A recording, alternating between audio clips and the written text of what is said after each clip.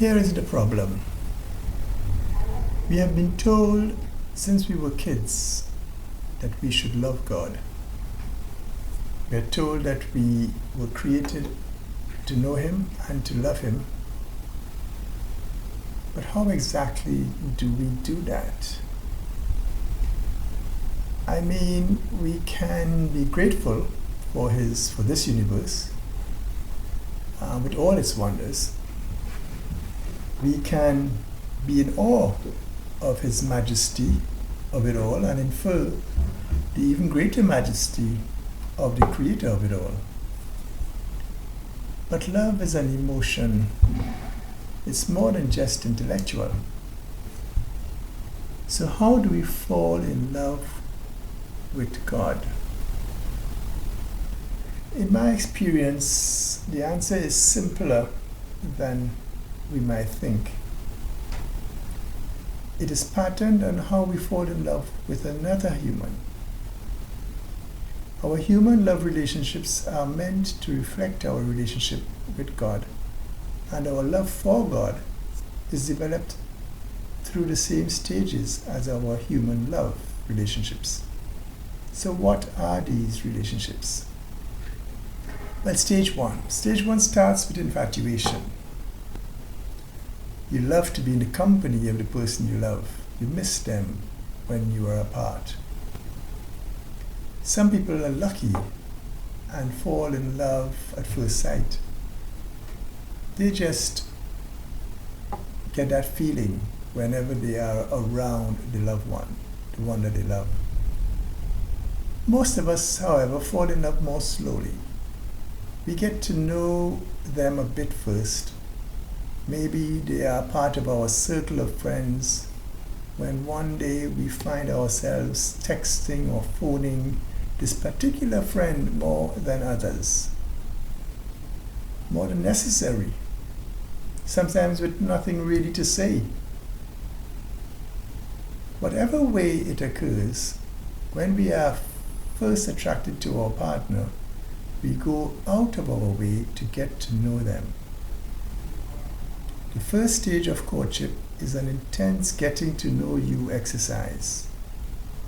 We actively seek to find what the other likes and actively try to do the things that please him or her. Then comes stage two. After we got to know them better and commit to a long-term relationship, we enter the second phase, when we are willing to do whatever they ask, even when it's not romantic, or even when it's not how we would normally express our love. For example, she may ask you to take out the garbage on Tuesdays. While this is mundane and not romantic in the least, you know that it's important to her and that she would appreciate it, so you do it. Note, however, that stage two is added to stage one and does not replace it. You still try to surprise her with things and deeds she likes. But if it does not move to stage two, you will find that you are speaking two different love languages, with you expressing your love in one way and she expecting you to show it in another. She wants a little help around the house and you bring her flowers. That's not going to work, is it? Then comes stage three. As time goes on and the relationship deepens, we become more in sync. We begin to actually want the same things. Taking the bin out on Tuesdays is no longer a chore. It's just a part of the relationship. It's just another way you show your love. We all know elderly couples who can sit quietly together in silence, yet seem to be communicating somehow. I remember my parents, after 50 years of marriage, sitting on the porch in the mornings, reading the papers.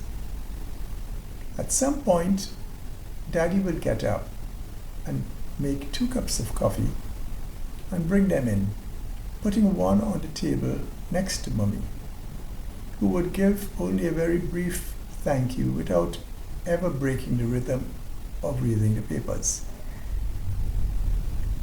I think developing love of God is similar. In the beginning, we actively do what we know pleases Him. This means at least praying regularly, going to Holy Mass regularly, doing other devotional acts such as novenas, and of course, good works such as voluntary works, giving alms, fasting. All of these are also pleasing to God and help us develop this first stage of love for Him. As we get more accustomed to these stage 1 acts, however, we begin to be aware of occasions where we know God is asking something extra of us, which we do not really want to do. Like maybe getting more deeply involved in some charitable venture, or opening our doors or our hearts to a stranger, or even giving more than just the token alms we usually give. This is stage 2, where we do what He asks, even if it takes us out of our comfort zone. Of course, we continue to do those acts that we know please Him, such as prayer, fasting, almsgiving, and other good works. Finally, as we learn to accept these challenges with humility, we start to really walk with God, to be aware of His movement in our lives constantly. We feel in tune with Him and begin to want what He wants, yet never failing to be open when His promptings take us in unexpected directions.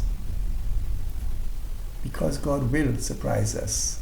And in stage 2, we are willing to do these things because it shows our love for Him, not because we enjoy it in itself. In fact, very few, if any, humans ever live constantly in stage 3, where we are effortlessly walking with God. Stage 1 and 2, getting to know God and learning to do what He wants despite our natural tendencies, is usually a lifelong process. We look forward to heaven, where we will finally walk effortlessly with Him and live in what is called the beatific vision. So in summary, falling in love with God moves along the same path, I think, as falling in love with your partner. And both relationships reflect and strengthen each other. God bless, and thank you for listening.